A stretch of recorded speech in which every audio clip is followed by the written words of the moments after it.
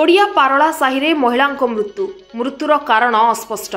गजपति जिला पारलाखेमुंडी स्थित ओडिया पारला साहिरे आज आनुमानिक 12टा बेले महिलांक मृत्यु होइथिबा नै सूचना मिलिछि। हेले उक्त महिलांक मृत्युर कारण अस्पष्ट रहिछि। स्थानीय लोकंक आलोचनारू सुनिबाकू मिलिथिला जे उक्त महिला जनक असुस्थ अनुभव करी सोई पड़िथिले। घर लोके तांकू जिला मुख्य चिकित्सालय को चिकित्सा पई आनिथिबा बेले डाक्टर चिकित्सा करिबा समय रे मृत घोषणा करथिले। मृत महिला जनक हेले श्वेत मंजरी पाणिग्राही।